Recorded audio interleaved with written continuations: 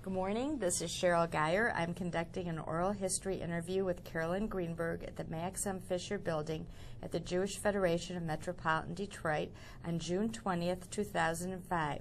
Carolyn, your dedication to the community is extraordinary, and to me personally, you've been just a wonderful role model over the years, and I'm delighted to have the opportunity to speak with you this morning. We want to be sure that we have your permission to use your words and thoughts so that in the future, for educational and historical purposes and documentation, we can quote you. Is that okay? Fine with me. Thank you. So let's start at the beginning and talk about the Kaplan family in your early years and where you were born and what family life was like in your home. Well, my family goes back a long way in Detroit. My grandfather came to Detroit in the 1890s and was a very successful real estate developer in the Detroit community. He built on Pingree and all the old Detroit streets that we're all familiar with. He had 5 children. My mother was the youngest. She was the first woman in her family to go to college. She went to the University of Michigan. That is extraordinary. And became a teacher.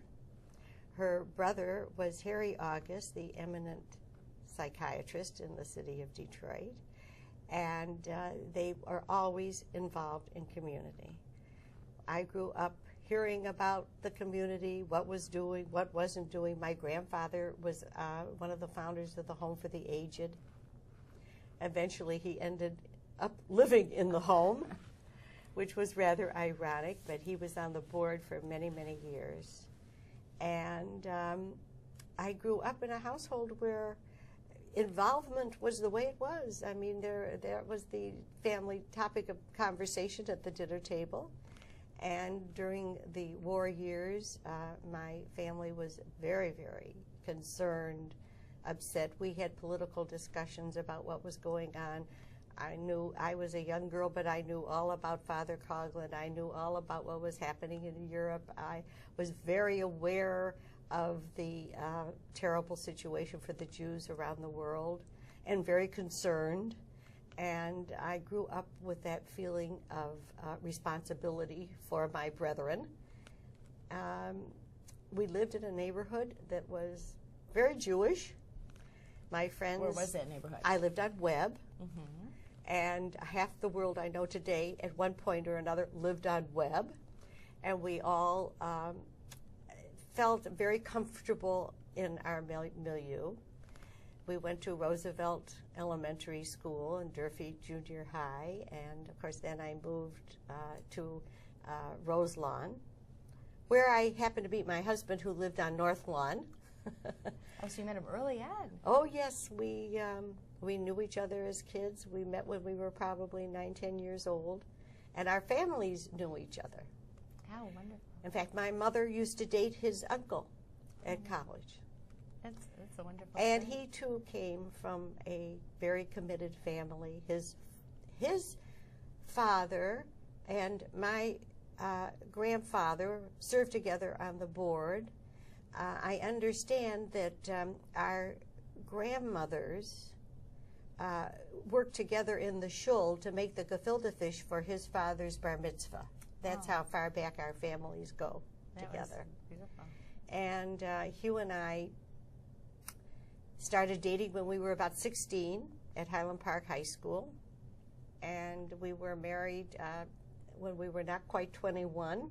We married very young. At that point, I don't know whether we ever discussed our shared interest in community or our involvement, but we knew we had shared values. And that was important to us. Family was important to us. Our community was important to us. We spent a couple of years in the Army, and I say we because I went with him to Texas, where our oldest child was born. And then he went overseas for a year, and I came back to Detroit. And when he came back to Detroit and we resumed our married life there, that's when we both became involved. I remember one of the first things he did when he came home is I remember going with him, we were going door to door soliciting for the Allied Jewish campaign. And who asked you to do this? Or you just... Oh, he got involved with the junior division. I was already involved in the women's department, in the women's division. So right when you were married, you were Right already... when we were married, right from the get-go, we started out. I think my mother took me to my very first women's division meeting. It was the annual meeting, and my mother took me as her guest. I must have been 22, and I was very, very impressed by the work that they did, by the women that were there in the room, by their commitment, by their goals, and I felt this is where I want to be. And I started involving myself in the women's division. I remember we started out having communities, and I had one at my house. What were the programs in those days? Oh, How?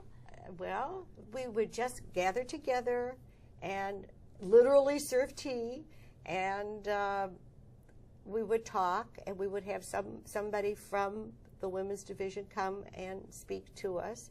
It wasn't very long before I was one of the speakers, and I would go out to I would ask my friends to get a group together in the evening usually, because these were all young women who had children, jobs, whatever, and they would gather together, and we would hold these communities in their homes. And it was a wonderful way to introduce people to the community on a very personal, almost one-to-one basis, and they became very popular. I bet we held 30, 40 teas in a year. Oh my goodness. I mean, I didn't. But what a way I was for not outreach. responsible for all of them, but we outreached to that many during the year. Wow, interesting. Yeah. I want to go back to your religious life growing up and what synagogue or temple you were a part of, and your religious education, where your values came from. Well, I was a member of Temple Bethel. I started there at the age of 5 or 6, and continued all the way through. I was confirmed. I did not go on to high school formal Jewish education. I think one of the Well, we had a study group. It started out as a Hadassah study group.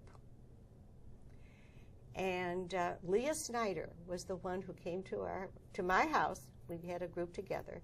And we met for years, and we studied, and it was a basically Jewish study group. And this was in high school? Oh, no. This was after we were married.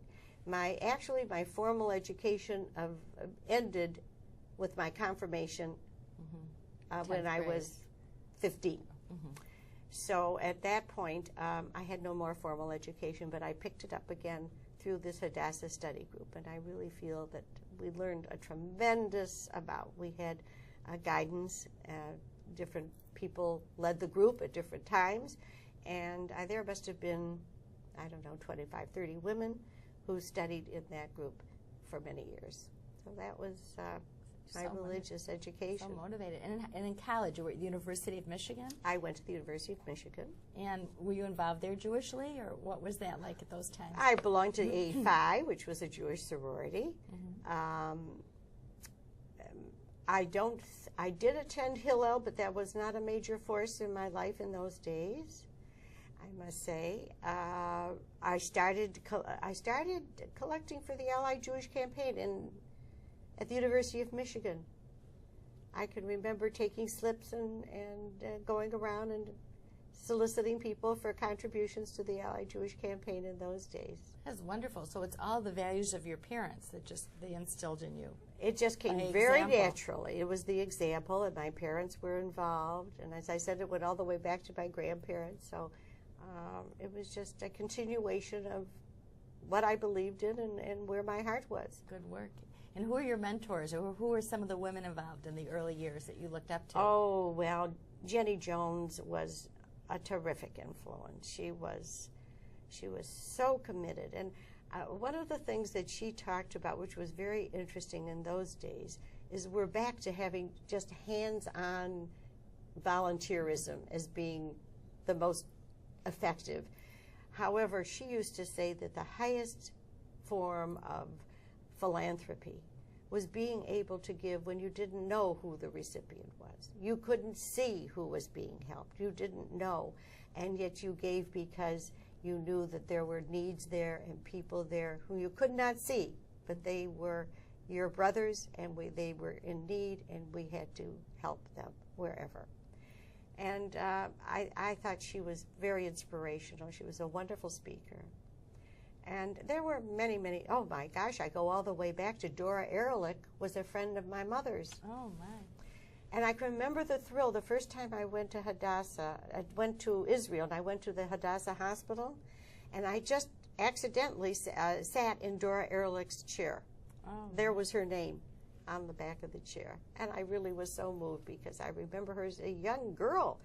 I remember how inspirational she was and how well regarded she was in the community. And one of the reasons that I was so drawn to Federation was that I revered the women who were involved. They were such wonderful mentors and wonderful role models. And what were women volunteers like that at that period of time? Women volunteers, did you think they were different than today in terms of their commitments and visions, or pretty much the same? No, I don't think their commitment was different. I think their amount of work was different.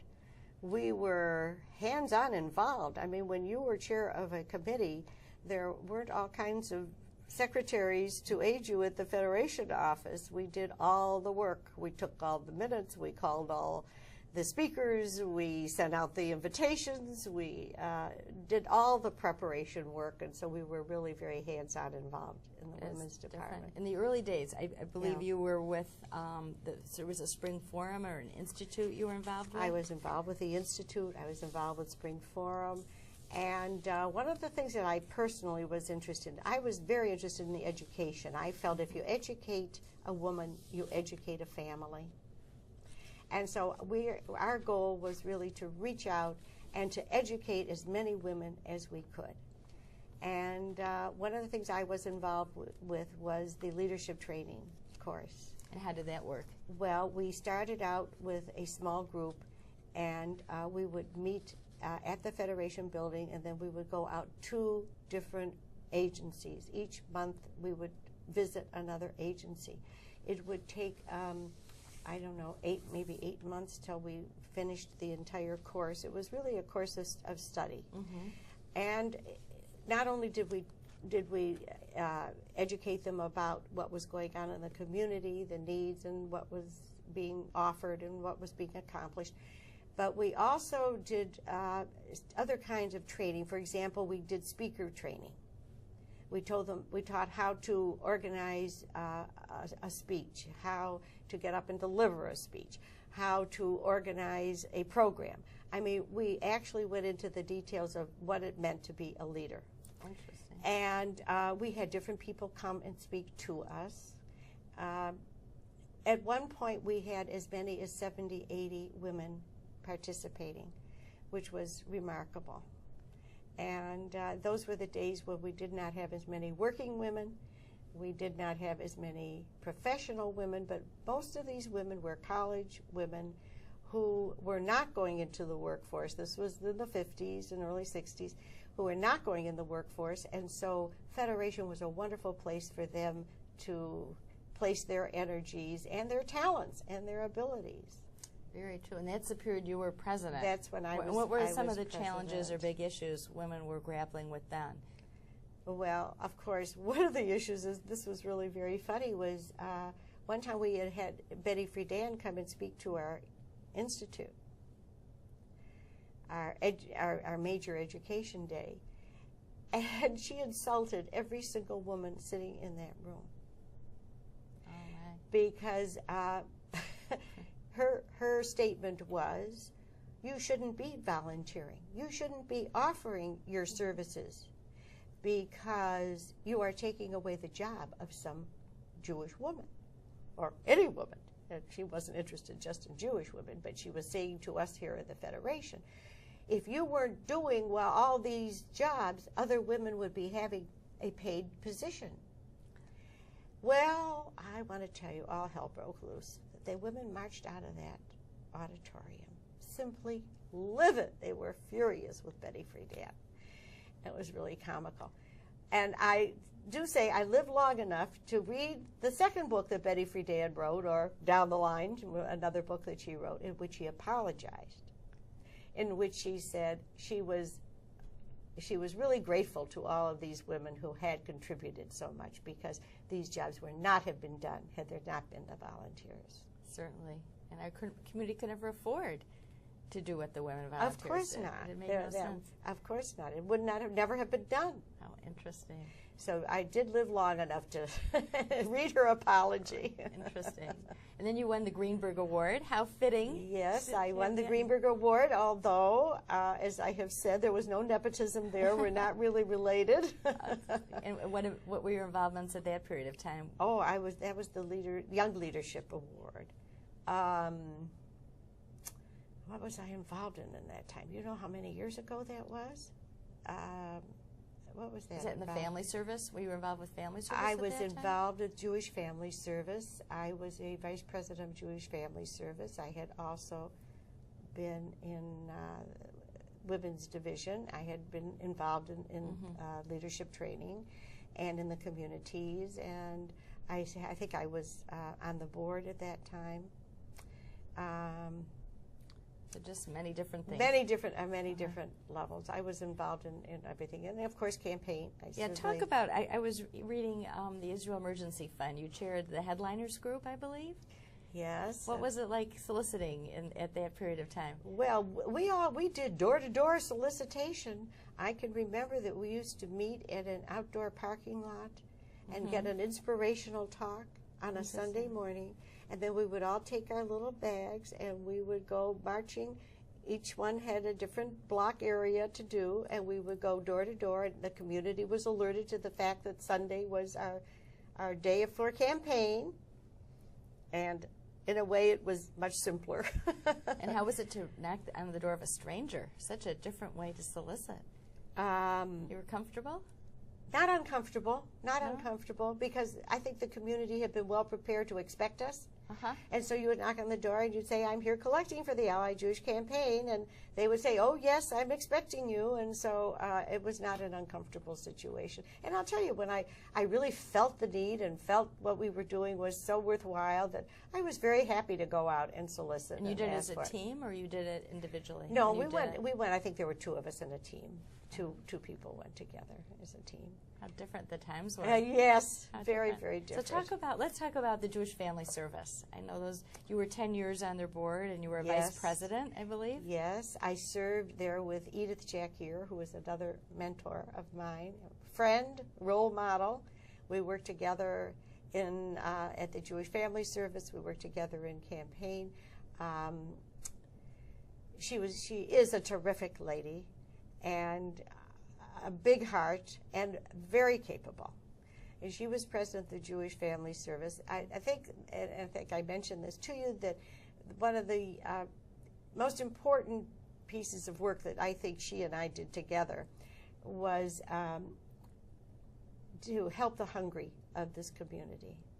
And I even remember that it was Diane Klein and Emery who came to the board of the Jewish Family Service and made an appeal on behalf of the hungry Jews, who, what they called the hidden Yidden, who were really suffering in Detroit, not over in Europe, but in Detroit.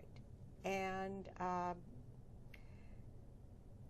we were really not, as the family service, not aware of the extent of the needs of the elderly, mostly elderly Jews in Detroit. And so we actually went out on a campaign, again, a door-to-door search for people. We actually knocked on doors and visited people and assessed their needs. And it was quite an eye-opener, because the needs were great in the community. I think that became the forerunner of the Meals on Wheels.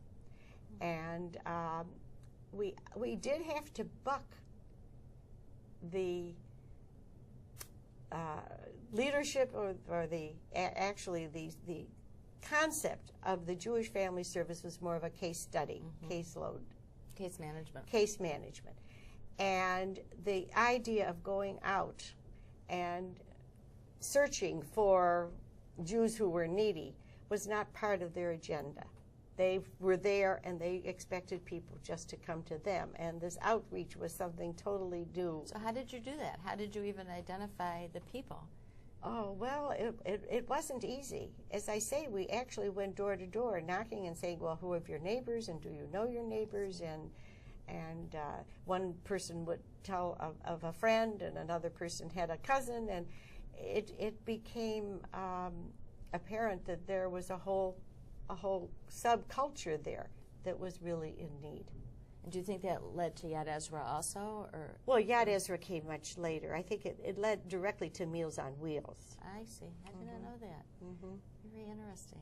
So, and what were the other things then at family service? Was there anything Well, of course, with we resettlement? were very involved. Of course, resettlement became an offshoot of, Right. of family service, and we were very involved in those years with resettlement. Particularly, Russian Jews were coming into this country. We worked with them in trying to. In fact, we would establish apartments for them. We would. You really, how did you do that? We actually would go out and rent apartments and furnish them, and we were busy running around collecting furniture and dishes and supplying them, so that when they arrived, they were met by a family service person right at the plane.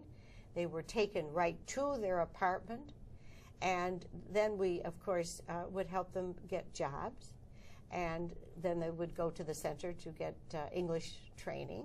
That was all a coordinated effort to resettle them. We did a major job in this community. In fact, it was interesting. There is, I don't know if it's an apocryphal story or not, but the tailor came, and we, let me get that, my glasses. We set him up in a little tailor shop, and then a couple months later he called and said, how come we hadn't sent him the customers? Oh, that's a great story. That's great. But it was a magnificent time in Detroit volunteering. It was. People really came together. And you felt that what you were doing was so appreciated and so needed, and you felt you were really doing a great service. That's so wonderful. Tell me about HIAS. You were involved with HIAS. Was it at the same time or at a different time? That was a little bit later. I was on the board of HIAS for about 6 years, and that was a very interesting time. We were bringing immigrants in. HIAS did a wonderful job of going over to Europe and helping to actually transport people who were homeless, who needed to be relocated into the United States. From what countries? Well, they were from all over Europe, and that was post-World War II. Although HIAS goes back to the previous generation. HIAS helped all the immigrants who came, even in the I think the early 1900s. With that immigration, HIAS brought the Jews over and helped resettle them. They came into New York initially, and then they fanned them out. I think the majority stayed in New York, but then they did fan them out into the rest of the country. But one of the conflicts that came up when I was serving on the HIAS board was that there was concern that there was a conflict between HIAS and Joint.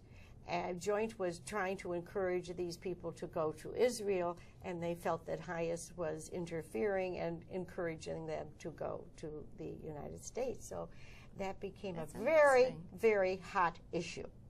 And it was finally resolved. I don't know to everyone's satisfaction, but it was resolved in that HIAS was doing family reunification. In other words, if people had relatives in the United States, then they would help them come and join their relatives. What is interesting now, of course, is we still have a Russian immigration coming in, but now the Russian people themselves are so well established in this country that most of them just help their relatives as a matter of course. That's a success story. That is a success story. Right. Did you travel to any of the places in Europe or do any traveling? Well, it's interesting that you should say that. I have, not with HIAS, but my husband, whom you will hear later today, Hugh has been on the Joint board for the last 8 years. Mixed marriage, right? It is definitely. No, well, one's HIAS, one's Joint. One's HIAS and one's That's Joint. what I meant. But I have traveled with Joint to those countries. So I have been to So you've seen firsthand. Bucharest and Romania and Bulgaria and Hungary, and where else have we been? Russia. So we have seen a lot of what the joint does, which is fantastic work. He'll tell you about their that good later. work. And Talk about Israel. We haven't really spoken much about Israel. Well, we went to Israel, I think it was 1969, on a mission. That was our first time in Israel. It was a life-altering experience. We absolutely were thrilled with Israel. I remember going to the wall and taking a paper, and this time I did cry. I put a paper in there in behalf of my grandparents, who, of course, were too elderly to get there. I remember that on the wall of my grandparents' home, from the day Israel was founded, was a plate. It had the outline of the state of Israel and the date in 1945. And that was one of their prized possessions, was that plate commemorating the birth of the state of Israel. And so I felt I was there representing not just myself, but my parents and my grandparents and the whole family. And so it was a real thrill. And we traveled up and down. We went to Masada. We did the whole 9 yards. We did Israel in depth. This was a leadership mission, or what kind of mission was this? Yes, you mentioned, you interviewed Brewster Broder. The Broders were on the mission. The Citron, Susie, and her husband were on the mission. I'm trying to think who else was there. Well, Nancy and Jerry Hirsch, who were on there. We had initially there were 44 people going on this mission. There was fighting on the Jordanian border at that time, and people were frightened to go. I think about half canceled. Oh, my. So there were 22 of us on this mission, and I can remember my mother being very upset. How can you leave your 3 young children and go off to a war zone? And I said, we're going. So we went, and we went down to the Dead Sea, and we had to turn around because there was fighting, and they were shooting across the border at that point from Jordan. And the bus turned around and we left. Of course, they were not going to endanger the lives of these 22 Americans who were visiting. But other than that, everything went very smoothly. And then, of course, from there, I think most missions do it the other way around. They visit a concentration camp and then go to Israel, which I think is a smarter way to do it. But we went from Israel to Vienna. And we met there with a man who was an extraordinary man. Can't think of his name at the moment. He had been in the underground during the war.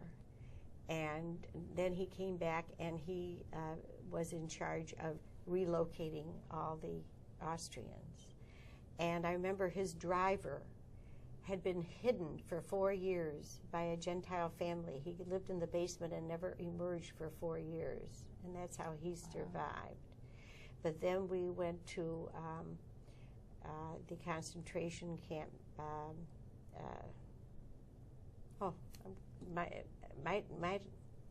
Mauthausen. And that was an unbelievable experience. It was in 1969 we were there, and so it wasn't that many years after the war, and it was a unbelievably emotional experience for, I think there were 7 or 8 of us who were there, and it was a very emotional experience for all of us. I will never forget it. It was so upsetting to all of us that we then we were to meet for dinner, the whole group. None of us came down for dinner. We were all too emotionally distraught. And then, of course, when we came back, we were even more committed to what we had to do and what our life goals were to be. Right. It became very obvious to us that we had a calling and that we had to do what we could to help our fellow Jews. And so at that point in Detroit, where were your involvements? You were still with Women's Department? When did you become involved with Sinai Hospital? Oh, well, that was later. But we did win an award by, we were also involved with the American Jewish Committee at that time. And Hugh and I won an award together, a leadership award. And I think that was about in the mid-'70s. So we were involved in that as well. And you worked for Hebrew University, I believe, for a period, correct? I did. In the late '70s, I worked for Hebrew University. And what kinds of things were you doing for them? Well, that was just, I was doing outreach for them and membership and kind of all interlaces together, all of these things. Right. So let's talk about Sinai Hospital. You were involved. It's the most exciting time, I think. Yes, Sinai had a very exciting times. Some of my friends were very involved. Merle Harris and Bruce Stahl and Bob Steinberg was president for a while. And I was the first woman officer of Sinai Hospital. Paula Friedan was the professional there at that time, and she and I worked together on many educational programs. I think that was really my forte with the hospital. What kinds of things? Well, I did board education. I did outreach education. We planned, I was involved with the first ball that we did, which was a major fundraiser for us. We did about 6 or 7 balls. I think it was about 1989, 87, somewhere in there that we had our first ball. And so that was my area of interest with the hospital. So it was really fundraising and education. Fundraising and education. And what were the challenges to the hospital at that period of time? Oh, well, the challenge to the hospital was that we were losing money, and it became a real challenge as to how to do that. And then for a period of time, we were involved with buying doctors' practices, so the doctors then became employees of the hospital. We attempted that. And many cost-cutting attempts were made, as you know, not too successfully. Although I think then we talked about joining up with Ford. There were discussions with Ford Hospital, joining with them. There were conversations about joining with the University of Michigan Hospital. And then finally, the DMC purchased Sinai. And I'm very sad about the fact that there is no longer a Sinai Hospital. It was raised. However, when it was formed in the 50s, Jewish doctors were not able to get positions in other hospitals. And that was not true at the time of its sale. Jewish doctors were welcomed in the entire area to all hospitals. And so that need was not there. In terms of the Jewish population going to Sinai Hospital, the numbers were decreasing as the community moved farther north and west. So the need for a Jewish hospital for the neighborhood, for the neighboring, was no longer there. So from that standpoint, it had served its function in the community. However, a lot of doctors miss that camaraderie they had when they worked together at Sinai. There was a wonderful feeling there of community. And it's a loss to our community to no longer have that hospital. That is true. And the work you did for the immigrant, the Jews coming to Detroit, Sinai was such an important place. Absolutely. What did they offer the immigrant? They offered the immigrants a complete workup. They offered them dental, eye examinations, complete physical examinations. There was a line item in the budget every year that was for resettlement, and so that was one of their major outreach programs. And they really took care of their own. Oh, yes, absolutely. Shining example of that. Absolutely. And now we have the Jewish Fund as a result. So that was right. Good. Are you involved with the Jewish Fund No, at all? I am not. I am not. But I think you chaired 3 balls, right? At least 3. I think more. Wow. And how much money? Did they raise a lot of money in those days? Well, we considered a lot of money in those days. We would raise maybe $400,000 with a ball, something like that. $400,000. That is a lot of money. Yeah. Interesting. So let's talk about women volunteers and today your involvement with women volunteers. Have they changed very much? It's much more difficult to engage women volunteers. I wonder what your thoughts were. Well, I think the climate has changed in that most college-educated women, who are the women that we were involved with in Women's Division, tend to have professions today. They are working women.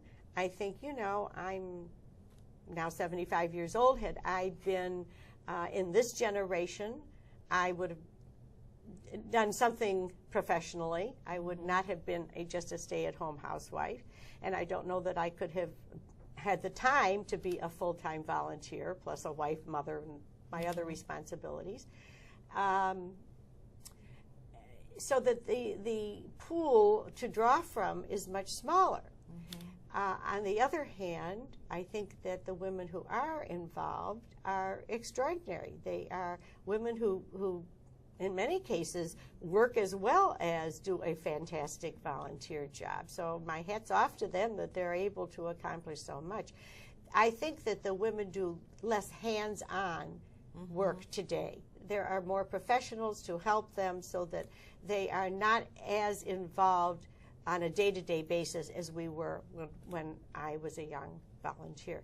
But certainly, I think it's amazing. And I'm always amazed all the time that I always think, oh, you know, who's going to come and take this place, and where are we going to find them? And they keep coming. I mean, it's just wonderful, and it's so heartening. And I was involved just the other night in the awards evening. And, oh, that's something that we should talk about, because I think that was an innovation that will continue. Shall we go to that subject now? Larry Jack here called me, probably a year and a half ago now, and said they had been thinking about reworking the awards presentation. The Lifetime Achievement Award and the Young Leadership Awards and the Mass Award, the Cultural Award, were all just given kind of haphazardly at the end of a board meeting. It really wasn't given the importance. It wasn't something that was really special just for them. And he felt that we should do an awards event. And so I was the chair of the committee, and we met on a couple of occasions, and we decided that the way to do it would be to have a special evening just for awards. We wanted the board there, so we would have an abbreviated board meeting followed by a really special awards event, which we just held this last month. And I think if I can judge by the feedback, it was a big hit. Oh, it was wonderful. Oh, you were there. It was. And the way we did it was we made it kind of like an Oscar night with posters of the awardees with stars, and we had the paparazzi taking pictures, cardboard paparazzi, but flashing lights as everybody entered to give them the feel that this was a very special night. And I think that probably we did set a good precedent that this will continue. I hope it will. And my goal is that I'd like to live long enough to see the people who won the Young Leadership Award. I'd like to see them win the Lifetime Achievement Award. Beautiful. It's great. You know, we haven't talked about your children. You have 3 wonderful children. I'd love to know how you instilled values in them, you and Hugh. It's what they've accomplished. It's very, very interesting. I think we did accomplish it. I think we passed down our value system, our sense of family commitment, and an extended family commitment. Our older son, Danny, and his wife, Alana, who have 2 boys, who, we just finished with Hillel with the second boy. They both graduated from Hillel, and now they're both going to go be at Groves. But my son, Danny, has been very involved in Federation. I think he was chairman of the budgeting department, and he's just completed, I think, 8 years on the Home for the Aged board, and which is interesting because he had a grandfather and a great-grandfather who were both presidents of that board. So I'm very proud of his association with that. And then our youngest son, Ned, he's been very involved with Gleaners. And he was responsible for engineering the combination of Gleaners and Oakland County, what is it? Oakland County Food Bank. Mm-hmm. And those two organizations have just combined, and he is the new chair. Oh, wow. So I'm very proud of his commitment as well. And he has children also? He is married to Lisa, and they have 3 children, twins who are 6 and a little one who is 4. So, and they all attended the Jewish Community Center day school, or no, the preschool. And we're very proud of them. They're a wonderful family as well. Our daughter lives in California. Mm-hmm. She is active with her temple. Mm-hmm. That's Amy, correct? That's Amy. And she has a daughter who this is interesting. She has a daughter who hopes to be a rabbi. Mm-hmm. Her daughter is the president of their youth group. And last summer, she went to a special camp in the East. Do you remember the name of that camp? Anyway, Reform? It's Reform, yeah. It's a Jewish camp. Loft, or is it? Anyway, she went to a leadership training, Jewish leadership training session for, I think, about 4 weeks to learn to be a good Jewish leader. Oh, wonderful. And now she is president of their youth group. And she's very involved in her synagogue. She was on the rabbi search committee. She's not only president of the youth group, but she sits on the board of the temple. Wow. Beautiful. So it's passed down. And how did you do that? How did you and Hugh do that? Did you speak or just by example? Or I think just by example. I don't think we preached. Did you have expectations of the kids to do things in the Jewish community? Or just the way the Greenberg family does I think things? they just got it through osmosis. Mm-hmm. I don't think we ever preached to them or told them that they should do this or that. In fact, my younger son said to me the other day when he became chairman of this food bank, he said to me, "Well, Mother," he says, "I guess you really did pass your values down to me." That is magnificent. That is wonderful. Talk about maybe the Centennial Celebration. I know you were chair of that, the 100th anniversary in Detroit in 1999. Yes. What were some of the high points? Well, I worked with Mickey Madden on that one, and he was fun to work with. We had a wonderful time, and we were very excited about what we did. We had a wonderful concert at our hall, the Max, and we had a wonderful concert with Yitzhak Perlman, and we had an art show out at the center, and we had a musical down at the Jet Theater, a jazz musical evening, and we just had many different venues where we were celebrating the 350 years. And the 100 years in Detroit, I believe. 100 years in Detroit. Right. So that was, it was really a very exciting time. And what stands out in your mind in Detroit is some of the most important moments in our 100-year history of tzedakah and giving, whether it was the rescue or involving people or, you know. Well, I think, you know, I also served, maybe. Well, I also served on the CJF National Board. Oh. We didn't talk about that. We didn't talk about that. And I was on that board for several years. First the women's board and then on the national board. And wherever we went, everybody would say, "Oh, Detroit. Oh, Detroit. Oh, you know, you're from Detroit?" And they were always so impressed. Wherever you go throughout the country, Detroit is held in the highest esteem, not only because we do such a good job of fundraising, which we always have. I think we are an exemplary community in that regard, but because we did so many innovative things and so many of our programs. I remember once, this goes back so many years, we once had a program here called The Influence of Affluence. I went to a national board meeting, and I gave a little talk about how we had this wonderful program called the Influence of Affluence. Do you know, I don't think there was a community in the country that didn't go back and have a program called the Influence of Affluence? Interesting. So that even our programming extended far and wide. Interesting. So we were... So you enjoyed the national meetings, but you brought to them more, or you were inspired by them? It's a two-way street. I was very inspired by them. And you were on the National Women's group and the CJF, right? You were on both groups. No, well, I was on the women's division of the CJF, and then I was on the national board of the CJF. Wow. And so what were their challenges? What were you working on then? Do you recall? Oh, well, they were all over the map. They were educational, they were fundraising, they were immigration, they were concerned with everything. And then you brought that back to Detroit. And then what we learned there, we would bring back to Detroit. Right. That's great. So if you look back... I went to, I don't know how many, maybe 20 GAs. Wow. I don't know, for a lot of years. People don't seem to do so many of the national things today in Detroit. Do you notice that? That we tend to be more in Detroit than in the greater United States Jewish community? Not so many people go to GAs like years ago.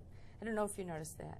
I really haven't noticed that, but that's unfortunate if they haven't, because there's wonderful, wonderful crossbreeding that goes hand in hand with meeting people from other communities. And I know I've been attending the Lion of Judah meetings that we've held in Washington, and I think it's just so much fun to get together with the other women and hear what's going on in other communities.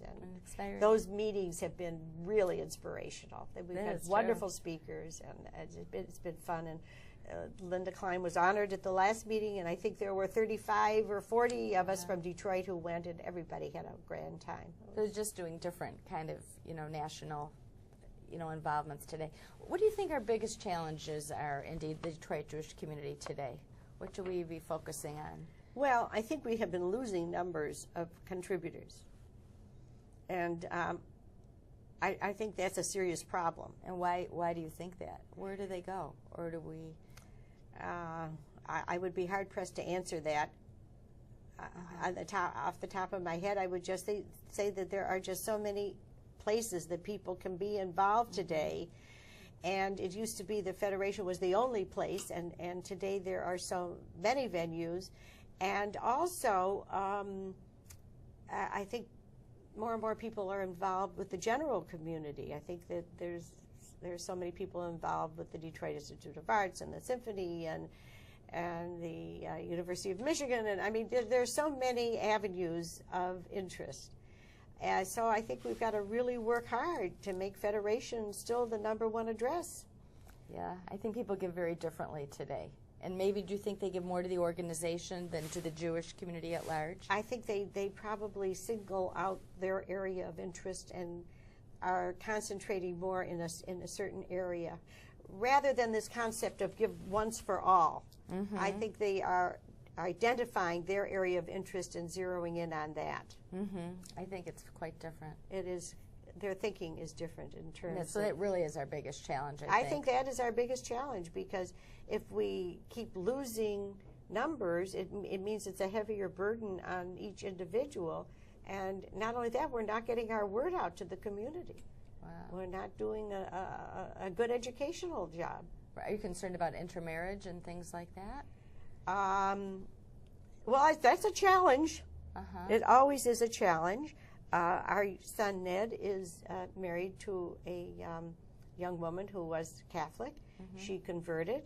She even went to the mikveh at Temple Israel, and they have a little tiny anteroom. I'm digressing, but they had a little tiny anteroom for maybe 3 people, and 15 of us crowded in there because we felt if she was doing this, we all had to be there to support her.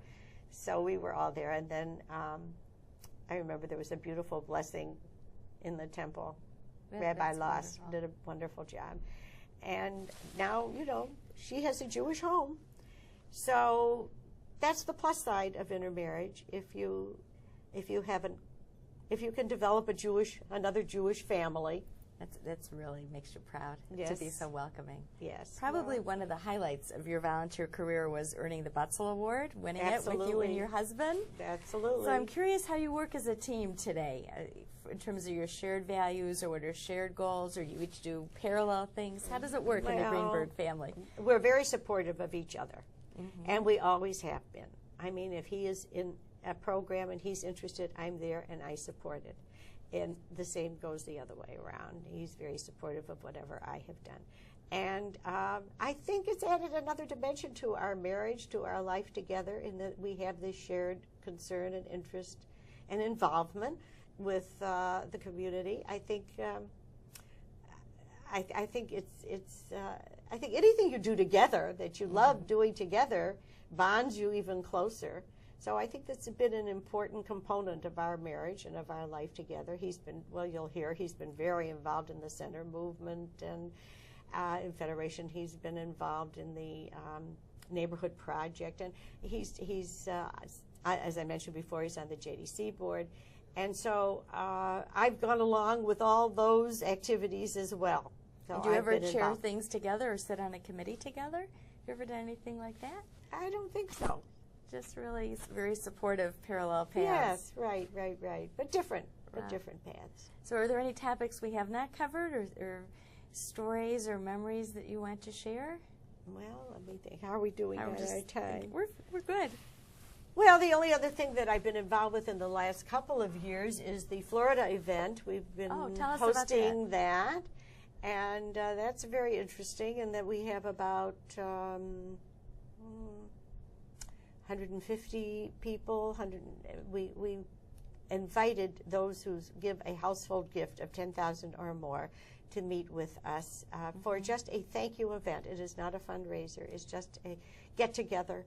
And the purpose of that is so that everyone who spends their winter in Florida and who is besieged by the Florida community, I might add, to give there, remember their roots and remember their connection to Detroit and bond with their fellow Detroiters, and remember that this is where their home is. That's our primary purpose. There's no really quid pro quo. You can't really see any effect for this meeting. You don't know how successful you have been. However, I do think that everybody has enjoyed getting together and being together, and whether or not we continue, it remains to be seen. But it's been enjoyable. But it's important, I think, to say thank you and keep involved. Yes, I think keeping people together is always good. That's wonderful. So when you look back, you've been a career volunteer for all of your years. What do you think, in your mind, are some of your greatest accomplishments? What were the one or two programs, or what stands out where you really feel you made a difference? That's a good question. Well, I think where I've really made a difference, I think I've brought a lot of people into Federation. I think because of my interest, I have involved a lot of my friends. I think I passed on my values to my children, and I think that I have influenced a lot of people to have this concern and share the feeling that I have for the community. That's a beautiful legacy. That's well, so I hope important. So. And any message for children or grandchildren, or why it's important to be involved with the community and give of your time generously? Well, I feel the community has done so much for us. We are longtime residents of Detroit, as I told you, back to the 1890s. And Detroit has been a wonderful community to us, and the Jewish community has been a wonderful community to us. So I feel it's important to give back. But on a larger scale, I feel that we're an endangered species as Jews, and we must help ourselves. If we don't help ourselves, who's going to help us? And so we have our primary. I think it's wonderful to work for the DIA and the symphony, and I've done that too. Right. And I've been involved in the Art Institute, and I've been involved in PTAs and all that, as well as Jewish causes. But we have to help our own, because if we don't help ourselves, who will? That is so true. And there's some different passion and compelling reason for you, I believe, to be involved Jewishly. Absolutely. That's wonderful. So any other thoughts or anything you'd like to share? Well, I'm very proud of this community. I think we have a terrific community and wonderful leaders, and I just hope I hope we can continue to do it on the level that we have up till now. That is wonderful. And the priorities you think will change as the dollars are slimmer? I mean, it will have do to change. I mean, priorities are always changing. I mean, look at we're involved in the hospital. We're no longer involved in the hospital. Life keeps changing, and we have to keep evolving. I think Jewish education is very important, and I think that will always be a major value system here. How it's expressed may change. In what way we choose to allocate our dollars may change. That, you know, I go back to that, to what we did in the leadership training. We always had a budget allocation meeting where we would try to get people to allocate a certain amount of dollars. And that was always a fascinating meeting, because you can get 10 Jews together and they will never agree on how to properly allocate the money. But I think that the strength of our community is that we agree to accept the allocation that the committee determines is what is right for us. And that will always change. But I think the fact that by and large we always support what the group does, and the concept that the few can make the decision for all of us and we will all live by it, I think.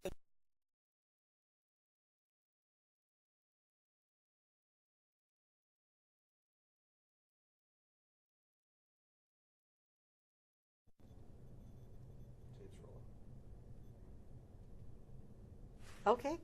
I just remember I stood up at a campaign meeting just a few months ago, and I said, you know, I can't believe what I'm going to say, but I have been active in women's division department for over 50 years. And everybody went, wow, and they applauded me. And I thought, oh my gosh, I can't believe that I'm here at this point in my life. And it was a wonderful feeling. And just as committed from the first day. Yeah, and so I really, I felt very good about that. Well, you should be. You've been a role model for all of us, and you continue to be, just living by example.